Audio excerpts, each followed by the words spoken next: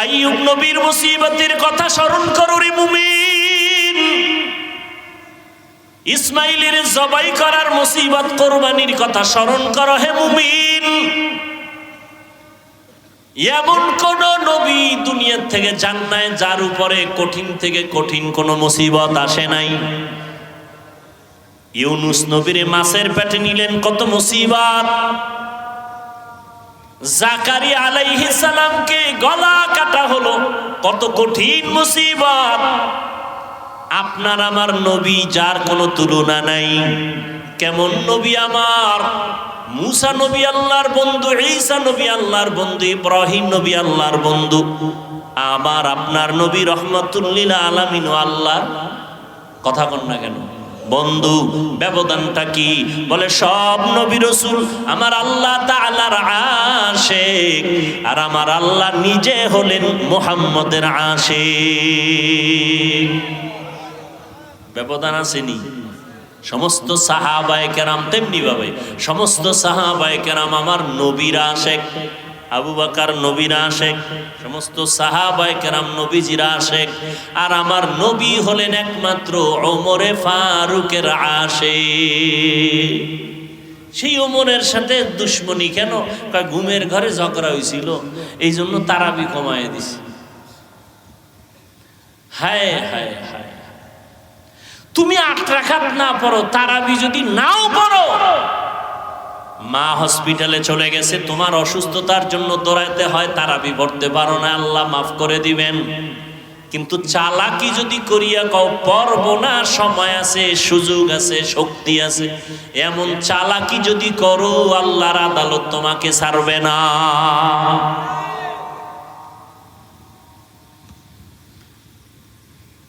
রহমতুল লিল আলামিনের জন্য আমার আল্লাহ আশিক। সেই নবী যার কোনো গুনাহ নাই। কিয়ামতের দিন ঈসা নবী মনে মনে ভাববেন কোনো ভুল হয়ে গেল নাকি। আদম নবী মনে মনে ভাবতে থাকবেন আমার ভুল হয়েছে, কি উপায় হবে আমার। আল্লাহ আপনার আমার নবীর ব্যাপারে বলেন ইন্না ফাতাহনা লাকা ফাতহাম মুবিনা লিয়াগফিরা লাকাল্লাহু মা তাকদ্দামা মিন যামবিকা ওয়া মা তাআখার ওয়া ইউতিম্মা নি'মাতাহু আলাইকা ওয়া ইয়াহদিয়াকা সিরাতাম মুস্তাকিমা। নবীজির পিছনে সামনে মনে মনে ভাববেন, তাও আল্লাহ পাক অগ্রিম ক্ষমার ঘোষণা দিয়ে দিলেন। কথা বলেন না কেন? আর কুলাঙ্গারের বাচ্চা বলে মোহাম্মদ তোমার আমার মতো রক্তে মাংসে গড়া, দোষে গুণে মানুষ। নাউজুবিল্লাহ আসে না? ইমামুল আউয়ালিন আল আখিরিন বাহর সাদকা রাহমাতাল লিল আলামিন। কেমন নবী আমার? আল্লাহ যেই নবীর আশিক, আল্লাহ তার সামনে পেছনের গুনাহ মাফ করলেন। শুধু তাই না, কোরআন হেফাজতের আল্লাহ যেমন জিম্মা নিয়েছেন, আমার নবীকেও হেফাজতের জিম্মাদারি আল্লাহ নিয়েছেন। আল্লাহ বলেন নবী ওয়াল্লাহু ইয়াসিমুকা মিনান নাস। এমন নবীকেও আল্লাহ কঠিন পরীক্ষা নিলেন। সব নবীদের তুলনায় আমার নবীর পরীক্ষা বড় কঠিন, মুসিবত বড় কঠিন। দুনিয়াতে আসিয়া বাবার চেহারা দেখতে পারলেন না, 6 বছরে মা হারায় ফেললেন। এমন একটা জায়গায় পাঠাইলেন যেই জায়গার মানুষগুলো পৃথিবীর নিকৃষ্ট, লম্পট, চরিত্রহীন। মক্কার মানুষের মতো খারাপ মানুষ ওই যুগে জমিনে আর কোথাও ছিল না। এমন এক খারাপ জায়গায় আমার নবীরে পাঠালেন। চতুর্দিকে অন্ধকার, কোনো আপনজন নাই, যারা আছে নবীর জানের দুশ্মন। বাবারও আপন পাইলেন না, মাকেও 6 বছরে হারায় ফেললেন। নবী নিঃস্ব, বড় অসহায়। আমার নবীকে আল্লাহ এমন কঠিন পরীক্ষার মধ্য দিয়ে দিন কাটাইলেন। একদিন আর 2 দিন না, 3 বছর পর্যন্ত শিয়াবে আবু তালিবের মধ্যে নবীকে গৃহবন্দী করে রাখলো। আপনজনেরা, বংশের লোকেরা খানা দেয় না, পানি দেয় না। নবী গাছের পাতা ছিঁড়ে ছিঁড়ে খায় আর পেটের ক্ষুধা নিবারণ করে। নবীজি দোয়া করলে উহুদ পাহাড় স্বর্ণ হয়ে যায়, আর সেই নবী পেটে পাথর বাঁধছেন। খন্দকের যুদ্ধে সাহাবায়ে কেরাম গর্ত খনন করেন, নবীও করতেছেন। কেউ কেউ এসে বলে নবী পারতেছি না, কষ্ট, ক্ষুধার যন্ত্রণা, পেটের মধ্যে পাথর বেঁধে একটা জামা উঠায় দেখে একটা পাথর বাঁধা। নবী বলে তোমরা ভাবছো আমি মনে হয় খানা দানা খেয়ে আরামে আছি? তোমরা কষ্ট ক্ষুধার তাড়নায় পাথর বেঁধেছো একটা।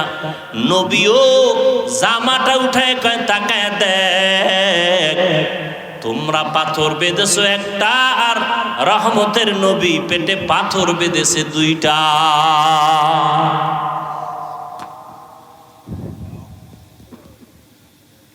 নবী এত কষ্ট করলেন সাহাবায়ে কেরামদেরকে নিয়া, এত কষ্টের জিন্দেগি নবীজির আমার, না খাইয়া পাগলের মতো। এরপরেও কোন সাহাবায়ে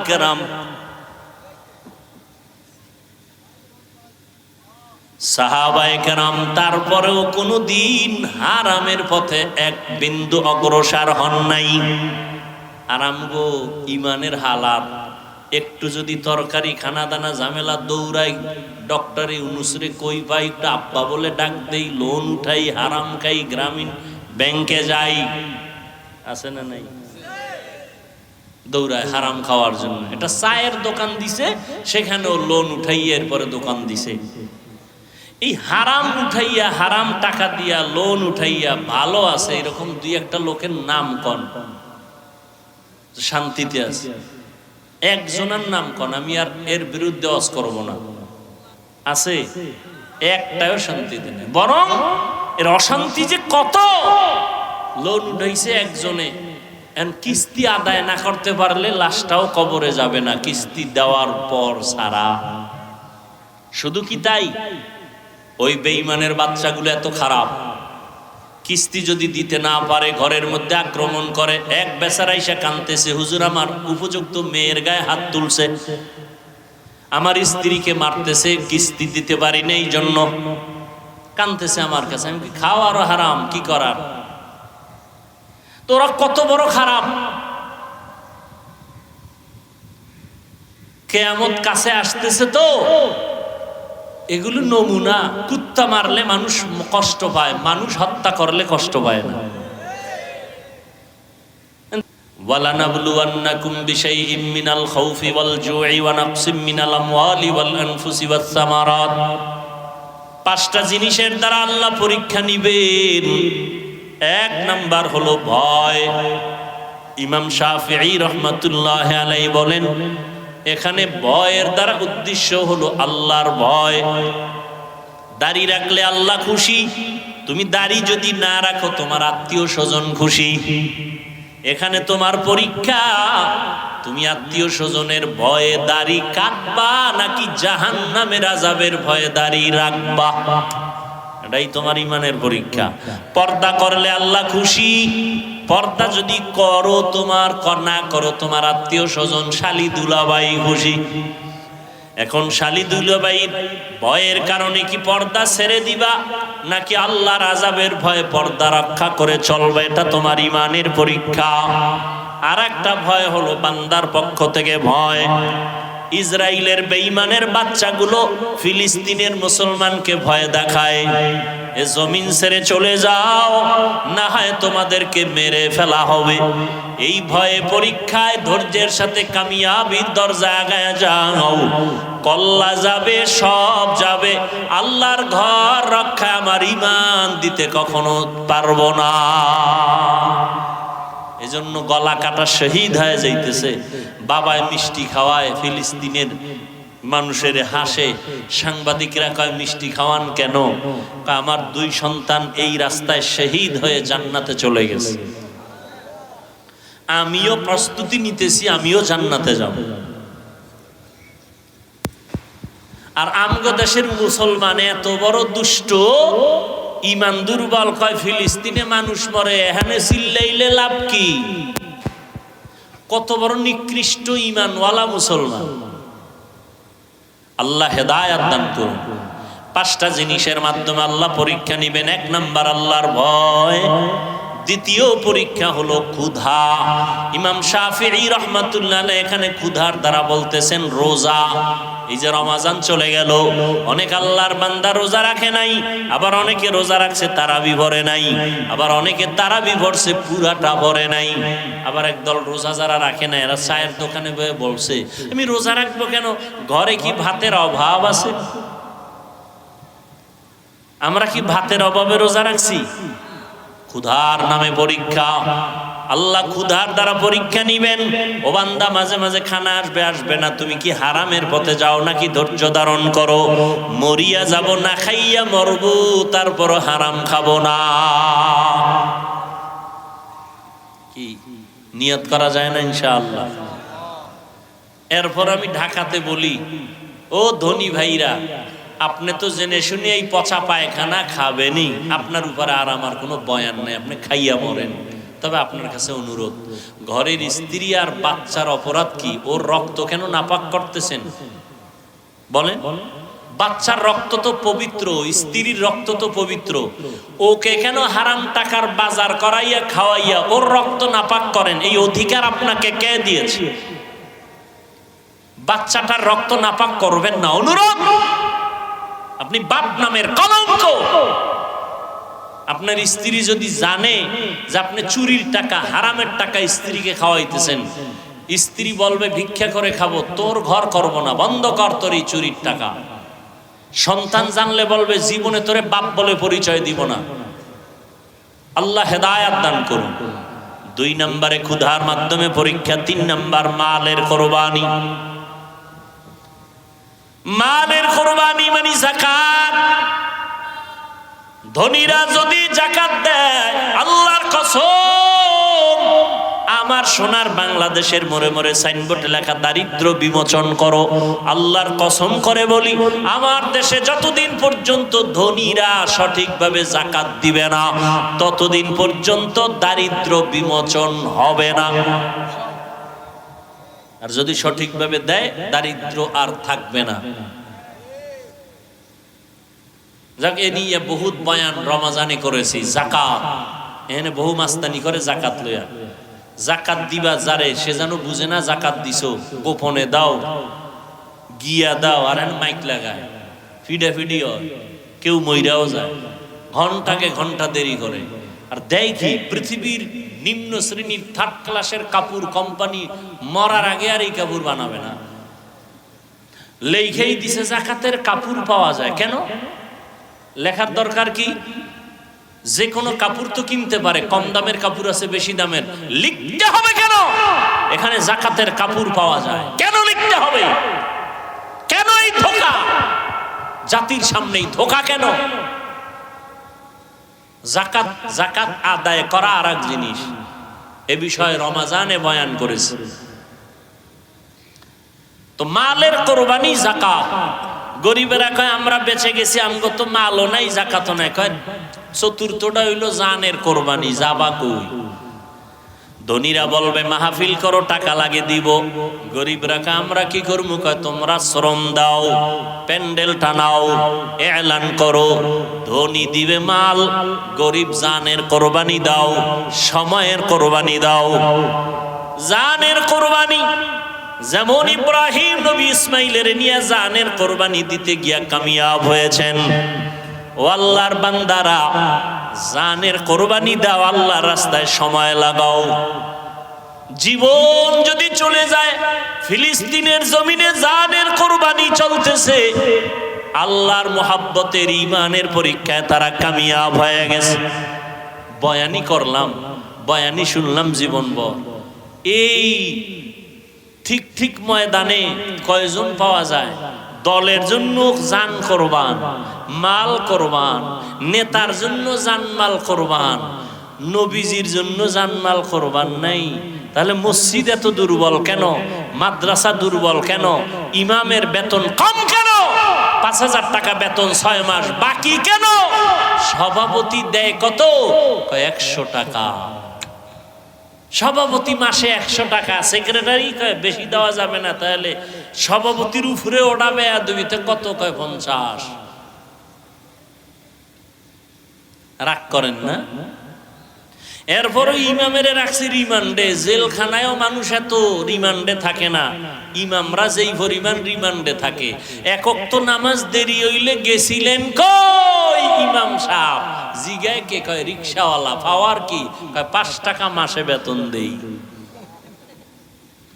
হাসেন, এর থেকে বেয়াদবি আর কিছুই হতে পারে না।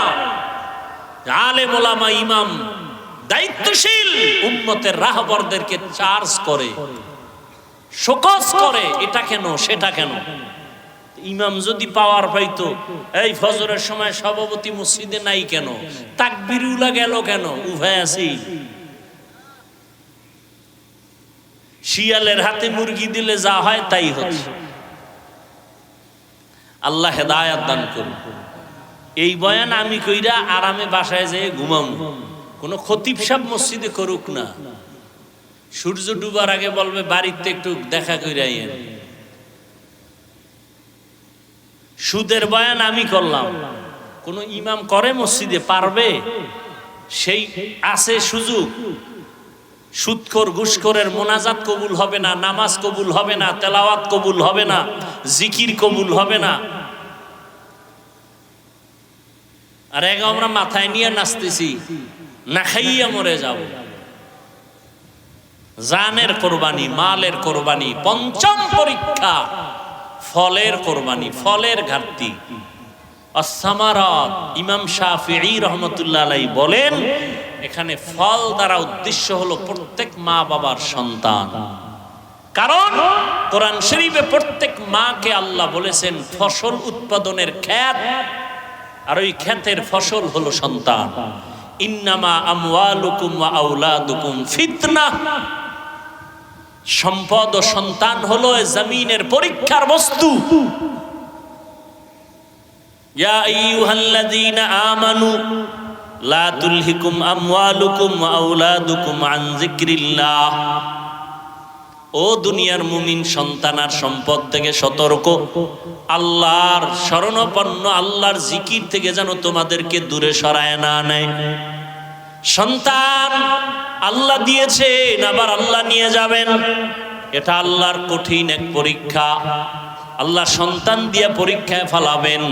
তুমি সন্তানের মায়ায় কি আল্লাহকে ভুলে যাও? ইব্রাহিম নবীরে আল্লাহ সন্তান দিয়া কঠিন পরীক্ষা নিয়েছেন। পাশ করবে তারা, অবাশিরিস সাবিরিন। যারা ধৈর্য ধারণ করবে তারা কামিয়াব হয়ে যাবে। ও এলাকার মুসলমান, ও যুবক, ও পর্দার আড়ালের আম্মা জানেরা, ধৈর্যের পরীক্ষায় ইব্রাহিম নবী পাশ। ইব্রাহিম নবী একা পাশ করতে পারেন নাই, সহযোগিতায় ছিলেন মা হাজেরা আলাইহাস সালাম। তিনি যদি সহযোগিতা না করতেন কামিয়াব হওয়া কঠিন ছিল। আবার সন্তান ইসমাইল, আল্লাহ তাকে এত ধৈর্য ধারণ করার মাদ্দা দিয়ে দিলেন। বাবায় যখন বলছে সন্তান তোমাকে জবাই করতেছি, স্বপ্ন দেখলাম। সন্তান বলে, ইয়া আবাতি ফাআল মা তুমার সাতাজিদুনি ইনশাআল্লাহু মিনাস সাবিরিন। আব্বা জান, আপনি যা দেখছেন তাড়াতাড়ি তা কায়েম করেন, বাস্তবায়ন করেন। আমাকে নবীজি বলেন, মাইয়ুরিদিল্লাহু বিহি খাইরান ইউসিব মিন। আল্লাহ যাকে বেশি মহব্বত করেন, ভালোবাসেন, তাকেই মুসিবতের দ্বারা পরীক্ষা নেবেন। দুনিয়াটা পরীক্ষার হল, মুমিনের জন্য, কোনো বেঈমানের জন্য না। কারণ যে স্কুল বা মাদ্রাসার ছাত্র ছাত্রী না, তার জন্য কোনো পরীক্ষা নেই। যে স্কুল বা কলেজ ভার্সিটি মাদ্রাসায় ভর্তি হয়ে ছাত্র পরিচয় দেয়, তার জন্য পরীক্ষা। আর পরীক্ষা মানি একটা মুসিবত। পরীক্ষা না থাকলে ছাত্র জীবন আরো স্বাধীন। আল্লাহ পাক রব্বুল আলামিন যারা ঈমানের ভর্তি ফরম পূরণ করছে, ইসলামী কলেজে ঢুকে গেছে, তারা এখন ইসলামী কলেজের ছাত্র, এরা এখন মুমিন মুসলমান। এদের জন্য এখন পরীক্ষা। আল্লাহ পাক এই পরীক্ষাটা দেওয়ার জন্য দুনিয়ায় পাঠাইছেন। তো পরীক্ষার আগে ক্লাস হওয়া লাগে। ক্লাস, শিক্ষক ছাত্র ছাত্রী ক্লাস না হলে পরীক্ষা থাকে না। লেখাপড়া হয়, ক্লাস আদান প্রদান হয়। আমার মুহতারাম ভাই মুফতি জিহাদুল ইসলাম সাহেব ক্লাস সম্পর্কে কিছু ইঙ্গিত আপনাদেরকে দিয়েছিলেন, হয়তো অনেকে খেয়াল করেননি। আল্লাহ পাক সমস্ত রুহের জগতের রুহদেরকে ছাত্র বানাইয়া নিজে শিক্ষক হলেন, এরপরে সবক দিলেন তাওহীদের উপরে। আলাস্তু বিরাব্বিকুম, সেখানে জবাব দিয়েছিল সর্বপ্রথম আপনার আমার রসুলের রূহ বালা বলে। অন্যান্য রূহ যারা ছিল, যাদের রূহ সবাই একই আওয়াজ দিছিল। আবু জাহিল্লার রূহ ওখানে ছিল, সেও বলেছিল বালা। ফেরাউনের রূহ ছিল, সেও বলেছিল বালা। কিন্তু আল্লাহ জানেন এই ফেরাউন আমার বিরুদ্ধে যুদ্ধ ঘোষণা করবে, নমরুদ আমার বিরুদ্ধে যুদ্ধ ঘোষণা করবে। আল্লাহ জানতেন না? জানতেন, কিন্তু জবাব সব এক। নবীও কয় বালা, মুমিনেও কয় বালা, অন্যান্য বেঈমানদের রুহেও বলে বালা। আপনি আমাদের রব। ক্লাসের মধ্যে শিক্ষক প্রশ্ন করল, স্বাধীনতার সাল কত বলো? ক্লাসের ফার্স্ট বয় বলল ৭১ সাল, সেকেন্ড বয় বলে ৭১, থার্ড বয় ৭১। কিছু ছাত্র তো এদিকে কোনো খবরই নেই, ওরা ঘুরে আর বাবার টাকা খরচ করে, পড়ালেখা নেই।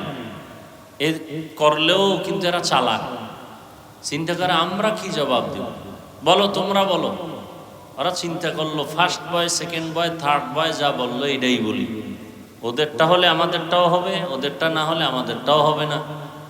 স্যার ৭১ সালে, স্যারও জানে এটা সব ফেল করার ছাত্র। নাম্বারের জবাব হিসাবে নাম্বার যদি দেই, প্রশ্নের জবাবে সবাইরে সমান নাম্বার দেওয়া লাগে। হাকিকতে সবাই সমান নাম্বার পাওয়ার উপযুক্ত। স্যারে কয় না, নাম্বার যদি সমান দেই আমার দৃষ্টিতে ইনসাফ হবে, কিন্তু পরীক্ষার্থীর দৃষ্টিতে ইনসাফ হবে না। সমানভাবে যদি আমি দিতে যাই তাহলে ইনসাফ, কিন্তু আমি সমানভাবে দিতে পারি না, কারণ ইনসাফ হয় না। ফার্স্ট বয়, সেকেন্ড, থার্ড বয় এরা দিছে সঠিক, অন্যগুলো দিছে বেঠিক শুনে শুনে। ওদের হাকিকতে যদি আমি জবাব হিসাবে নাম্বার দেই, তাহলে ওরা সবাই আমার উপরে ক্ষিপ্ত হবে, রাগ করবে। দরকার নেই, পরীক্ষার হলে যাও, প্রশ্ন সেখানে দেওয়া হবে, নিজের প্রশ্নের উত্তর নিজে লেখবা, হাতের লেখা ভালো, সময় সবার বেলায় সমান। এরপরে নিজেই রেজাল্ট হাতে পাওয়ার আগে নিজেই পেপার দেখে বুঝতে পারবা তুমি কত নাম্বার পাওয়ার যোগ্য। আল্লাহ যখন বললেন তোমাদের রবকে, নবী বললেন আপনি। সমস্ত মুমিনরা বললেন আল্লাহ আপনি আমাদের রব। আল্লাহ তো জানেন বেঈমানেরাও বলছে আপনি আমাদের রব, কিন্তু এদের কথা সঠিক না। আল্লাহ যদি এখন হাকিকতে নাম্বার দেন তা কেউর ইনসাফ হবে, কারো দৃষ্টিতে বেইনসাফি হবে। আল্লাহ কয় দরকার নাই, পরীক্ষার হলে গিয়ে নিজে আমল নামায় পেপারে লেখো, জবাব লেখো, যাও। নিজে মরার আগে পেপারে আমল নামায় লেখা নিজেই রেজাল্টের কিছুটা অনুভব করবা, তুমি জান্নাতি না জাহান্নামী। এখন কথা হলো প্রশ্নপত্র, পরীক্ষার হলে যাওয়ার আগে প্রশ্নপত্র লাগে, প্রশ্নপত্র বুঝায় দেওয়া লাগে। যেমন আমাদের সন্তানরা পরীক্ষার আগে কোচিং করে, যেই সমস্ত পরীক্ষার প্রশ্ন আসতে পারে এগুলো দাগায় দেয়, গাইড সংগ্রহ করে। আবার শুধু গাইডেই হয় না, একজন কোচিং মাস্টার লাগে। মোটামুটি দুইটা ব্যবস্থা না হলে পরীক্ষার্থী পাশ করতে পারে না। এক ব্যবস্থা কিতাব, আর এক ব্যবস্থা কিতাব বুঝায় দেওয়া, কোচিং মাস্টার, প্রাইভেট মাস্টার। আল্লাহ সমস্ত মুমিনদের পরীক্ষায় পাশ করার জন্য দুই ব্যবস্থা দিলেন, কিতাব দিলেন, কিতাব বুঝায়া দেওয়ার ব্যক্তি দিলেন। কিতাবের নাম কোরআনুল কারীম। বুঝাইয়া দেওয়ার জন্য আল্লাহ পাক 4 দল সিলেক্ট করলেন, নবীগণ, সিদ্দিকগণ, শহীদগণ, সালেহগণ। বর্তমান দুনিয়াতে যারা আছেন এরা সালিহিন, সাদিকিন। কিয়ামত পর্যন্তই একটা দল থাকবে, এরা ওয়ারাসাতুল আম্বিয়া। এদের কাজ কি? আল্লাহর দেওয়া প্রশ্নপত্র উম্মতকে বুঝাইয়া দেওয়া। নিজে প্রশ্ন বানানোরও ক্ষমতা নাই, প্রশ্ন তাসি করারও ক্ষমতা নেই। প্রশ্ন তৈরি করে দিয়ে গেছেন আমার আল্লাহ রসুলের মাধ্যমে। এখন ওলামায়ে কেরামের দায়িত্ব শুধু উম্মতকে প্রশ্ন বুঝাও, পরীক্ষার হলে যেন ফেল না করে। দুনিয়ার এক পরীক্ষা, মরার পরে আর এক পরীক্ষা। প্রশ্ন করা হবে সবার বেলায় সমান। দুনিয়াতে প্রশ্ন করা হয় ক্লাস 1-এর প্রশ্ন একরকম, 3 ক্লাসের ছাত্রর প্রশ্ন ভিন্ন রকম। আল্লাহ পাকের প্রশ্ন সিস্টেম সব ভিন্ন, দুনিয়ার তুলনায় আলাদা। কে ধনী, কে গরিব, কে আলেম, কে মূর্খ, কে টাকাওয়ালা, কে টাকা ছাড়া, কে বিদেশি, কে কালো, কে ধনী, সবার প্রশ্ন এক। রবের পরিচয় দাও, ধর্মের পরিচয় দাও, রাহমাতুল্লিল আলামিনের পরিচয় দাও। বাস এই 3 প্রশ্ন কবরে। ওই কবরে গিয়া যেন প্রশ্নের অ্যান্সার উল্টাপাল্টা না হয়, দুনিয়ার থেকে এগুলো ঠিক করে যাও। বলে কেমনে? তসবি টেনে রবের জিকির করবা, মার রব্বুক, রব্বি আল্লাহ, আমা দীনুক, দীনিয়াল ইসলাম। না, রবকে ভালো করে চিনো, ইসলাম জীবনে বাস্তবায়ন করো, রাহমাতুল্লিল আলামিনের পরিচয়টা জীবনের আপন বানায় নাও। এই যত ওয়াজ মাহফিল যা কিছু, মূল টার্গেট এই 3 প্রশ্নের জবাব ঠিক করো। রবকে চিনো, রবকে। রুহের জগতের সেই প্রশ্ন এখনো তোমাকে মুখস্থ করানো হচ্ছে। নামাজে দাঁড়াও, শুরুতে আলহামদুলিল্লাহি রাব্বিল আলামিন। রুকুর মধ্যে যাও, সুবহানা রাব্বিয়াল আযীম। সেজদায় যাও, সুবহানা রাব্বিয়াল আ'লা। রবের পরিচয়, রবের পরিচয়, রবের পরিচয়। যারাই রবের সাথে গভীর সম্পর্ক করবে, কঠিন সময়ে তারা পাশ করতে পারবে। আল্লাহ সেই কুদরতি ক্ষমতা দিয়ে দিবেন। কবরের 3 প্রশ্ন, রবের পরিচয়, ধর্মের পরিচয়, রাহমাতুল্লিল আলামিনের পরিচয়। আর কোনো প্রশ্ন নেই। আমাকেও যা, আপনাকেও তা। এটা ঠিক করা লাগবে দুনিয়াতে। কেমনে? রবের সাথে সম্পর্ক গভীর করতে হবে, ইসলাম অনুযায়ী চলতে হবে, নবীর তরিকা আমার জীবনের গলার মালা বানাতে হবে। এই জন্য রসুল ১৫০০ বছর আগে বলে গেছেন, 2টো জিনিস রেখে গেলাম, আঁকড়ায় ধরো, কোনোদিন সম্মানও যাবে না, ঈমানও নষ্ট হবে না। এক হলো কোরআন, দ্বিতীয় হলো রসুলের সুন্নাহ। ক্বালান নবিয়্যু সাল্লাল্লাহু আলাইহি ওয়া আলিহি ওয়াসাল্লাম, তারাকতু ফীকুম আমরাইন লান তাদিল্লু মা তামাসসাকতুম বিহিমা, কিতাবাল্লাহি ওয়া সুন্নাতা রাসূলি। নবী চ্যালেঞ্জ দিলেন, 2 জিনিস আঁকড়ায় ধরো।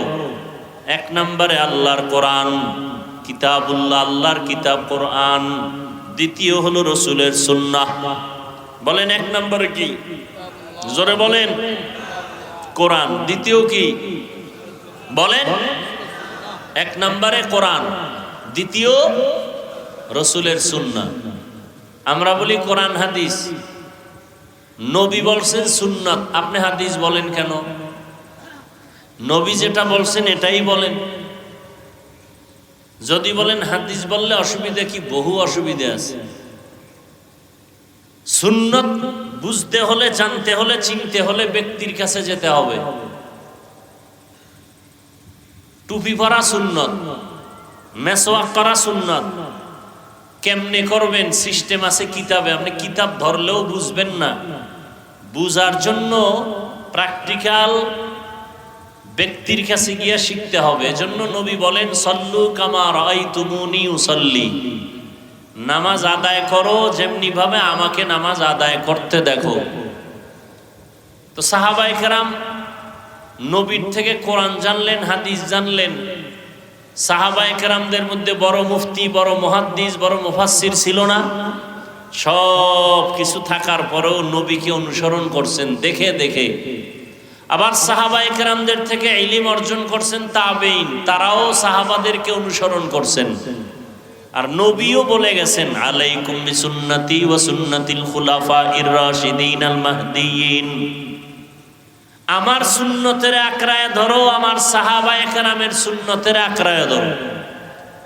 নবীর তরিকাও সুন্নত, সাহাবায়ে কেরামের তরিকাকেও নবী বলেছেন সুন্নত। অতএব সাহাবায়ে কেরামকে যারা মানবে না তারা বাতিল, তারা ভণ্ড, তারা জাহান্নামী। তাদেরকে যারা বাতিল বলবে না তারাও বাতিল। নবী বলেন আমার তরিকা, আমার আদর্শের নামও সুন্নাত। সাহাবায়ে কেরামের আদর্শকে আমি সুন্নাত শব্দ দিয়ে ব্যক্ত করলাম। এরা আমার খলিফা, আমি মুহাম্মদের খলিফা। কয় কেমন খলিফা? রাশিদিন, এরা পথ প্রদর্শক। বলে কেমন পথ প্রদর্শক? মাহদিয়িন, সবাই হেদায়েত প্রাপ্ত। সমস্ত সাহাবায়ে কেরাম জান্নাতি, সমস্ত সাহাবায়ে কেরাম জান্নাতি। অতএব তাদের ব্যাপারে কেউ যদি লেখার মাধ্যমে, বলার মাধ্যমে, ইশারা ইঙ্গিতে উল্টা দিকে কলম চালায়, খোদার কসম তারা ভণ্ড, তারা বাতিল, তারা জাহান্নামী, কোনো সন্দেহ নেই। আল্লাহ আমাদের বুঝার তৌফিক দান করেন। তো আল্লাহ পাক প্রশ্নপত্র বুঝাইয়া দেওয়ার জন্য দায়িত্ব দিলেন নবীদেরকে। নবীগণ, সিদ্দিকগণ, শহীদগণ, সালেহগণ, যারা সালিহিন, সাদিকিন, এরাই ভিন কোরআনের ভিন্ন শব্দে এরা উলুল আমল, এরা উলামায়ে আহলে হক, এরা কোরআনের ভাষায় আউলিয়াদের অন্তর্ভুক্ত, এরা ওলিয়ে কামেল, আল্লাহর প্রিয় বন্ধু। এরা ওলামায়ে কেরাম আল্লাহর প্রিয় বন্ধু। কিয়ামত পর্যন্ত আর এক সেকেন্ডের জন্য কোনোদিন নবীজি আসবেন? বলেন, আবু বকর, ওমর, ওসমান, আলী রাদিয়াল্লাহু আনহুম সহ কোনো সাহাবায়ে কেরাম আসবেন? ইমাম বুখারী, ইমাম তিরমিজি, ইমাম মুসলিম কেউ আসবেন? ইমাম আবু হানিফা, ইমাম শাফিঈ আসবেন? তো কিয়ামত পর্যন্ত দ্বীনের উপরে আপনারা চলবেন না? বলেন, জান্নাত পেতে চান না? তো জান্নাত পেতে হলে জান্নাতের ঠিকানা আছে কোরআন হাদিসে, নাকি? এখন কোরআনের আরবিও বুঝেন না, হাদিসের আরবিও বুঝেন না। এখন আপনার উপায় কি? আপনি জান্নাতেও যেতে চান, জান্নাতের পথ ঠিকানা আছে কোরআন হাদিসে, আপনি আরবি বুঝেনই না। এখন আপনার উপায় কি? একমাত্র পথ, নবীও আসবে না, সাহাবায়ে কেরামও আসবেন না, আইম্মায়ে কেরাম আসবেন না। কিয়ামত পর্যন্ত রাস্তা একটা, উলামায়ে আহলে হকের অনুসরণ, উলামায়ে। অতএব আমি সারা বাংলাদেশে আল্লাহর জাতের কসম করে বলি, যারা বলে আমরা কোনো ব্যক্তি মানি না, কোনো ওলি আউলিয়া মানি না, আল্লাহর কসম, আল্লাহর কসম, আল্লাহর কসম, আল্লাহি বিল্লাহি তাল্লাহি, তারা বাতিল। তারা কি? যারা বলে আমরা ওলিয়া উলিয়া মানি না, ওরা কোরআন শরীফও মানে না, বুখারী শরীফও মানে না, এরা হক না বাতিল? এদেরকে যারা বাতিল বলবে না তারাও বাতিল। যারা বলে আমরা ওলিও মানি না, আউলিয়াও মানি না, কোনো ব্যক্তি মানি না, এরা হক না বাতিল? খুব সাবধান। দুনিয়াতে মানতে গিয়া তিন দল, মানার ক্ষেত্রে কয় দল? একদল ব্যক্তির গোলাম হয়ে গেছে, কিতাব মানে না। আর একদল কিতাব মানে, ব্যক্তি মানে না, দোনো দল গোমরাহ। আর যারা বলে আমরা ব্যক্তিকেও মানি, কিতাবও মানি, এরা হক। এরা কি? হক। আল্লাহ খুব সতর্ক, সাবধান। উলামায়ে আহলে হকের পরামর্শ ছাড়া ইসলামের উপরে চলার কোনো পথ খোলা নাই। এই সমস্ত চালাকরাই রমাজানে তারাবি 20 রাকাত পড়ে না। কি বলে জানেন? আমরা নবীজিরে মানি, ওমরেরে মানি না। আমরা নবীরে মানি, ওমরকে মানি না। নবী বলেন নাজাত পাবে এক দল, জাহান্নামে যাবে 72 দল। ওই দল নাজাত পাবে যারা আমি মুহাম্মদকেও মানে, আমার সাহাবায়ে কেরামকেও মানে। অতএব যারা বলবে আমি মুহাম্মদ মানি, সাহাবায়ে কেরাম মানি না, তারা 72 দল জাহান্নামীদের অন্তর্ভুক্ত। কোনো সন্দেহ? এইরকম বাতিল আমাদের সমাজে আছে না নাই? আল্লাহ হেদায়েত দান করুন। আচ্ছা, আপনি 8 রাকাত তারাবি পড়ছেন, আমি 20 রাকাত পড়ছি। আপনি বুকে হাত বাঁধেন, আমি নাভির নিচে বাঁধি। এটা একটা আমল। কি আমলটা? কার জন্য? বলেন বলেন। আপনি জোরে আমিন বলেন, আমি আস্তে বলি। এই আমলটা কার জন্য? তো আল্লাহর জন্য যদি আমল করেন, বান্দার সাথে ভাব দেখান কেন? ভাব তো আল্লাহর কাছে দেখাইবেন যে আল্লাহ আমার পাওয়ার কত জানো, আমার আটে হয়ে যায় 20 লাগে না। আল্লাহর সাথে ভাব দেখান, বান্দার সাথে ভাব কেন? যারা 8 রাকাত পরে খুব ভাব না, 8 রাকাত শেষ হইলে মসজিদ থেকে মনে হয় এক তুফান শুরু হয়ে গেছে। ইবাদত করলেন আল্লাহর, বান্দার সাথে ভাব দেখান কেন? কি বিষয় কি? সালাম দেন না, দিলেও নেন না, বিষয় কি? 20 রাকাতওয়ালা আমরা 20 রাকাত পইরা আমরা মাইনাস হয়ে গেছি না? কিয়ামতের দিন ওমরের ইতিহাস জানেন? এই পদ্মার এপারের এক ঘটনা। বাচ্চার নাম রাখছে ওমর। কি নাম? এখন মুফতি সাহেব হুজুরের কাছে গেছে দোয়ার জন্য। হুজুর বলে নাম রাখছো কি? কয় ওমর। কয় দোয়া হবে না, যাও। ওমর পছন্দ করি না। আর আল্লাহ কয় আমি ওমরের এই পরিমাণ পছন্দ করি যে আমি আল্লাহ নবীকে সাজেস্ট দিলাম, পরামর্শ দিলাম, কোরআনে আয়াত নাজিল করে, হে রসুল ওমর যা বলছে আমি আল্লাহ মেনে নিলাম, আপনি রসুলও মেনে নেন। কিয়ামতের দিন যদি আল্লাহ বলেই ফেলেন ওমর যে 20 রাকাতের সিদ্ধান্ত দিছে জামাতে পড়ার জন্য তারাবি, আমার কাছে ওমরেরটাই ভালো লাগে। 8 রাকাত লাগু, উপায় কি? এরা বলবে আমরা কি জাহান্নামে যাব? আল্লাহ বলবে না, জান্নাতে যাইবা, তবে পিছনে দাঁড়াও, 20 রাকাত লাগু আগে ঢুকাই লই। এগুলো চালাকি ছাড়া কিছু না। আরে ভাই, ইবাদত করতেছেন আল্লাহর জন্য, ভাব দেখান কেন? কিসের ভাব? আল্লাহর জন্য ইবাদত করতেছেন, আপনি 8 রাকাত পড়েন, কই আমরা তো আপনাকে কাফের বলি নাই। আপনি 20 রাকাত ওয়ালার দিকে বাঁকা নজরে তাকান কেন? আপনি আস্তে আমিন বলেন, জোরে আমিন বলেন, কই আমরা তো আপনাকে বাঁকা নজরে তাকাই নাই। আপনি কেন আস্তে আমিন ওয়ালাদের দিকে বাঁকা নজরে তাকান? ইবাদত করতেছেন আল্লাহর জন্য, সেখানে গরম ভাব আসবে কেন?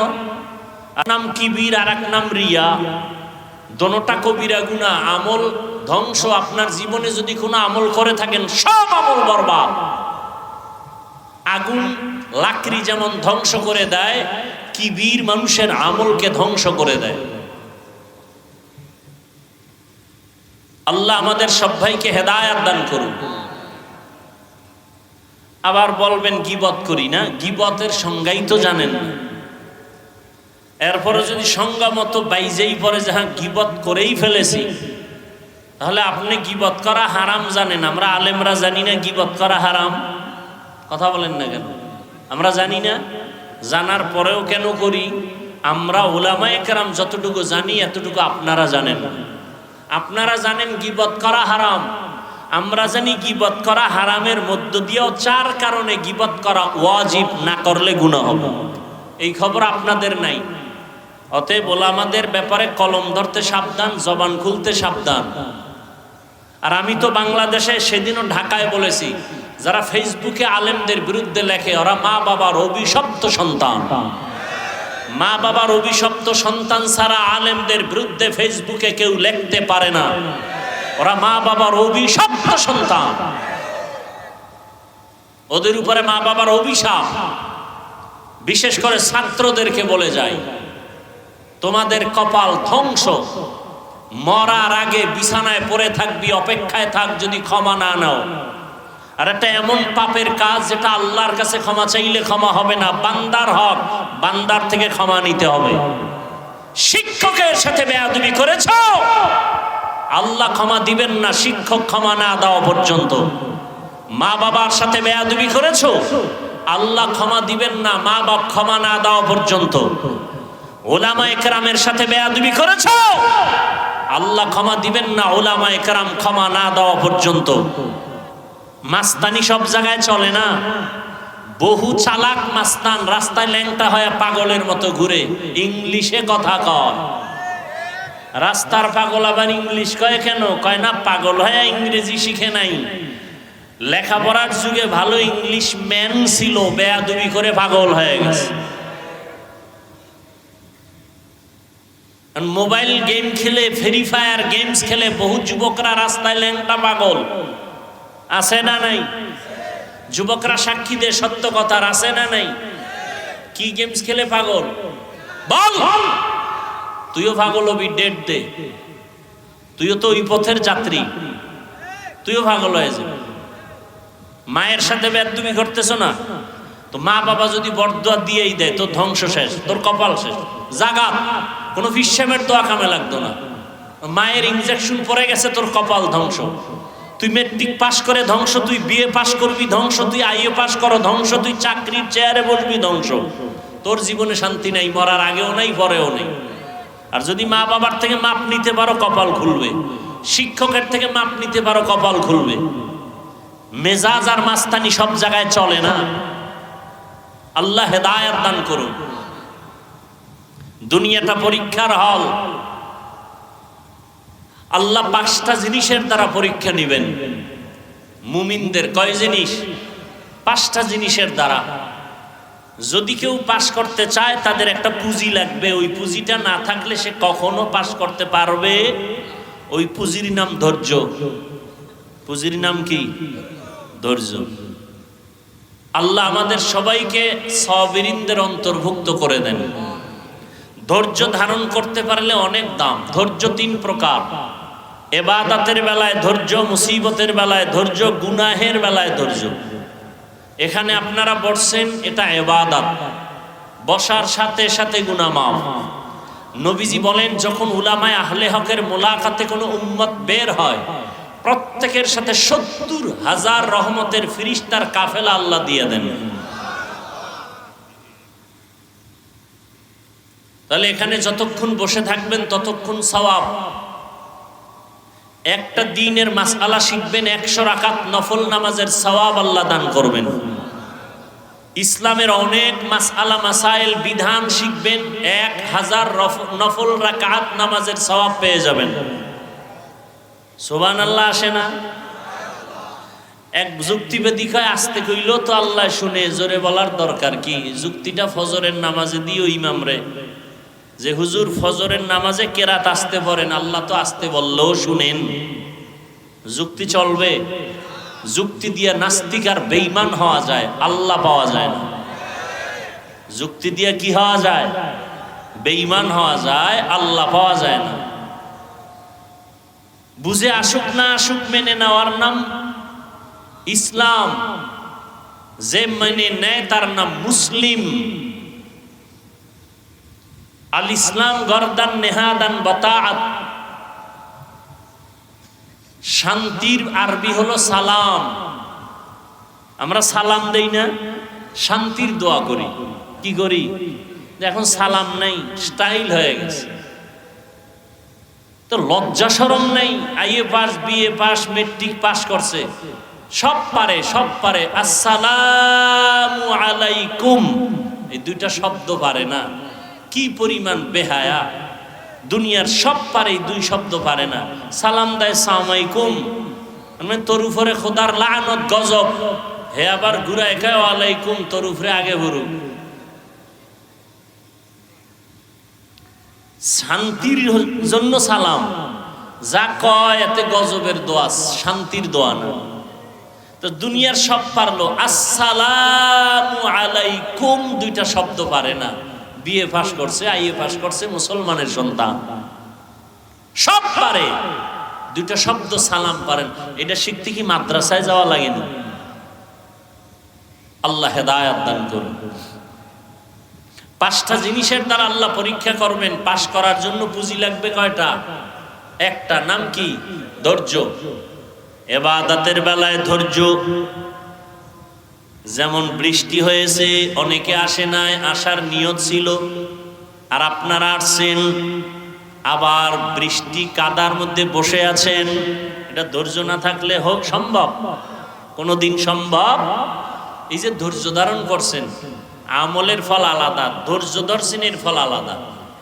বলে ধৈর্য ধারণের ফল অনেক, এর মধ্যে 2টা ফল অনেক বড়, একটা দুনিয়ায় আর একটা পরকালে। ইয়া আইয়ুহাল্লাযীনা আমানুস্তাঈনু বিস-সাবরি ওয়াস-সালাহ ইন্নাল্লাহা মা'আস-সাবিরিন। ধৈর্য ধারণকারীদের দুনিয়ায় বড় পুরস্কার হলো, আল্লাহ বলেন, ও মুমিন, আমি আল্লাহ তোমার বন্ধু হয়ে থাকব। আল্লাহ বন্ধু হয়ে গেল আর কোনো টেনশন আছে? আল্লাহ বন্ধু হয়ে থাকবেন। পরকাল জীবনে আল্লাহ ধৈর্য ধারণকারীদের আর একটা বড় পুরস্কার দান করবেন। ইন্নামা ইউওয়াফাস সাবিরুনা আজরাহুম, ইন্নামা ইউওয়াফাস সাবিরুনা আজরাহুম বিগাইরি হিসাব। কিয়ামতের দিন ধৈর্য ধারণকারীকে আল্লাহ বলবেন বিনা হিসাবে জান্নাতে চলে যাও। জান্নাত চাইতো ইনশাআল্লাহ, হিসাব দিয়া না হিসাব ছাড়া? দুনিয়ায় যেই পাওয়ার দেখান, কিয়ামতের দিন একটু পাওয়ার টাওয়ার নিয়ে বলবেন না হিসাব ছাড়া কেন, আমার আমল আছে আমি হিসাব দিয়েই যাবো। আল্লাহর সাথে একটু পাওয়ার দেখাবেন, সম্ভব? হ্যাঁ হ্যাঁ, ধৈর্য ধারণকারীদের জন্য দুই পুরস্কার, বড় বড়, দুনিয়া একটা আখেরাতে একটা। ইবাদতের বেলায় ধৈর্য, গুনাহের বেলায় ধৈর্য, মুসিবতের বেলায় ধৈর্য। যে বৃষ্টি হলো এক মুসিবত, বৃষ্টি কি একটা মুসিবত। মুসিবতে আল্লাহ মুসিবত দিবেন, এটা আল্লাহর ওয়াদা। কাকে দিবেন? নবী বলেন আল্লাহ যাকে ভালোবাসেন।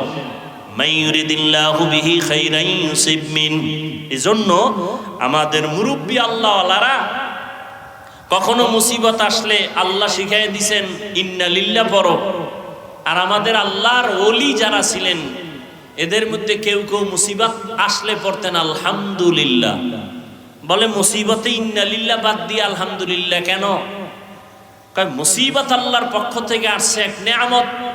আল্লাহ আমার দিকে কুদরতের নজর দিছেন, এটা আমার ভাগ্য, এজন্য শুকর আদায় করলাম। তোমার উপরেই নেয়ামত আসে নাই। স্বামী আর স্ত্রী সংসার করে, তো একদিন স্ত্রী স্বামীকে বলে তুমি আমাকে কেমন মহব্বত করো? বলে সীমাহীন। বলে কেমন? তুমি আমার জীবন, তুমি আমার মরণ, যা চাও তাই দিব। স্ত্রী বলে তুমি যা চাই তাই দিবা? বলে হ্যাঁ। তালাক দাও। জীবন গেল, এটা সম্ভব না। নুজহাতুল মাজালিসে ঘটনা আছে, সবরের বয়ানে। স্ত্রী বলে তুমি ওয়াদা করছো দিবা, দাও। বলে সম্ভব না। তর্ক বিতর্ক, এক পর্যায়ে নবীর দরবারে রওয়ানা সমাধানের জন্য।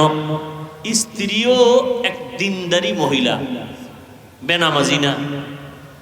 রাস্তার মাঝে হঠাৎ স্বামী বেচারা কাদা পানিতে হোঁচট খেয়ে পড়ে গেল, পাওটা ভেঙ্গে গেল। চোখের পানি ছেড়ে কাঁদে, আমাকে ধর, আমাকে বাঁচাও, আল্লাহ আমারে মাফ করে দাও, আমাকে সুস্থ করে দাও। আল্লাহর বান্দি বলে আর নবীর দরবারে যাওয়া লাগবে না, বাড়ি চলো। বাড়ি গিয়া কয় স্বামী আমার, আমি যে তালাক চেয়েছিলাম, আমি আমার কথাটাকে উল্টো করে নিলাম, ফিরায় নিলাম। স্বামী বলে ও বিবি, তালাক কেন চাইলা? আবার চাওয়ার পরে কেন ফিরায় নিয়েছো? আল্লাহর বান্দি বলেন ও স্বামী আমার, রসুলের হাদিস শুনাইছো, আল্লাহ যাকে ভালোবাসেন তাকে মুসিবত দিয়া পরীক্ষা নেন। তোমার ঘর সংসার করলাম এত বছর, কোন তোমার মধ্যে মুসিবত দেখলাম না। তোমার ভেতরে কোনো শব্দ আসে নাই, কান্না জড়িত কোনো আওয়াজ আসে নাই। ভাবলাম তোমার এই ঘরের মধ্যে রহমত নাই, অতএব যেখানে আল্লাহর রহমত নাই আমিও সে ঘরে নাই। কিন্তু রাস্তার মাঝে গিয়া যখন পড়ে গেছো, পাও ভেঙে গেছে, কান্না শুরু হয়ে গেছে, আল্লাহর নাম তুমি নিয়েছো, শব্দ বের হয়েছে, মুসিবত তোমাকে গ্রেফতার করেছে। মুসিবত যখন আসছে আমি ভাবলাম রহমত তোমার ঘরে আসছে, যেখানে রহমত আছে আমিও সেখানে আছি। আর আমগো মুসিবত আইলে শুধু কি সরকারের গাইল্লায়, একেবারে চৌকিদার থেকে শুরু করে আল্লাহ পর্যন্ত। শেষ সময় আল্লাহর কি চোখ নাই? আল্লাহ কি আমারই দেখে? মুসিবত শুধু আমার উপরে কেন, অন্যের উপরে না কেন? আল্লাহ বলেন মুসিবতের দেখছো কি? ইহাস সালামের আদর্শওয়ালা বানায় দেন। প্রত্যেকটা পুরুষ মুরব্বী যারা ইব্রাহিম নবীর আদর্শওয়ালা বানায় দেন। আমার কলিজার প্রত্যেকটা যুবকের আল্লাহ পাক ইসমাইল নবীর আদর্শওয়ালা বানায় দেন। আয়োজন বৃষ্টির মধ্যে আপনারা অনেক কষ্ট করেছেন, দোয়া করি, দোয়া চাই একটা মাদ্রাসাকে উপলক্ষ করে আল্লাহ মাদ্রাসা কবুল করেন, মাদ্রাসার যা প্রয়োজন গাইবি খাজানার থেকে ব্যবস্থা করে দেন। আল্লাহ পাক যারা হাফেজে কোরআন হলো আল্লাহ এদেরকেও কামিয়াবির সাথে কবুল করেন। দোয়া করি, যে কথাবার্তা বললাম ভুল ত্রুটির জন্য ক্ষমা চাই। মুস্তফা কামাল ভাই যে আয়োজন করেছেন আল্লাহ তাকেও হিম্মত শক্তি আরো বাড়ায় দেন। আমাদের সবাইকে এই 5টা পরীক্ষার যে কোনো একটা আল্লাহ যদি করেন, সবরের সাথে কামিয়াব হওয়ার তৌফিক দান করেন। আলহামদুলিল্লাহি রাব্বিল আলামিন ওয়াসসালাতু ওয়াসসালামু আলা সাইয়্যিদিল আমবিয়া ওয়াল মুরসালিন ওয়া আলা আলিহি ওয়া আসহাবিহি আজমাইন। ইয়া আরহামার রাহিমিন, ইয়া আরহামার রাহিমিন, ইয়া আরহামার রাহিমিন। রব্বিরহামহুমা কামা রব্বায়ানি সগীরা। আল্লাহুম্মা ইন্নাকা আফুউন কারীম তুহিব্বুল আফওয়া ফা'ফু আন্না। আল্লাহুম্মা ইন্না নাসআলুকা রিযাকা ওয়াল জান্নাহ ওয়া নাউযু বিকা মিন সাখাতিকা ওয়ান নার। আল্লাহুম্মা ইন্না নাউযু বিকা মিনাল বারাসি ওয়াল জুনুনি ওয়াল জুযামি ওয়া সাইয়্যিল আসকাম। ربنا ظلمنا أنفسنا وإن لم تغفر لنا وترحمنا لنكونن من الخاسرين ربنا وآتنا ما وعدتنا على رسلك ولا تخزنا يوم মাফ করে দেন। এই মাহফিল নাজাতের জরিয়া বানায় দেন। মাদ্রাসা কবুল করে নেন। উস্তাদ ছাত্র যারা কবুল করে নেন, এলাকাবাসীকে কবুল করে নেন। সুন্নাতওয়ালা জিন্দেগি দান করেন। সারা দুনিয়াবাসীকে মাফ করে দেন। আয় আল্লাহ, ফিলিস্তিনের মুসলমানদের উপর রহমতের চাদর বিছায়া দেন। ইসরায়েলের জালেম সহ সমস্ত জালেমদের থেকে হেফাজত করেন। প্রবাসে যারা আছে সবাইকে হেফাজত করেন। বাংলাদেশ শান্তির দেশ বানায় দেন। প্রশাসনিকভাবে যারা কাজ করে, জনপ্রতিনিধির দায়িত্বে যারা দিনদার বানায় দেন। আয় আল্লাহ, উলামায়ে কেরামের এখন এক বানায় দেন। বিজয় দান করেন আল্লাহ, বাতিলের মোকাবেলায় বিজয় দান করেন। ঈমান আমলের শক্তি বাড়ায় দেন। মা বোনদের আবেদা পর্দানিশী বানায় দেন। সন্তানগুলো নেককার বানায় দেন। মাদ্রাসা মসজিদগুলো কবুল করে নেন। অন্যান্য শিক্ষা প্রতিষ্ঠান নবীর আদর্শে কবুল করে নেন। আমার কলিজার প্রত্যেকটা যুবকের দিনের খাদেম বানায় দেন। মোবাইলের গুনাহের থেকে হেফাজত করেন। আয় আল্লাহ, মোবাইলের গুনাহের থেকে হেফাজত করেন।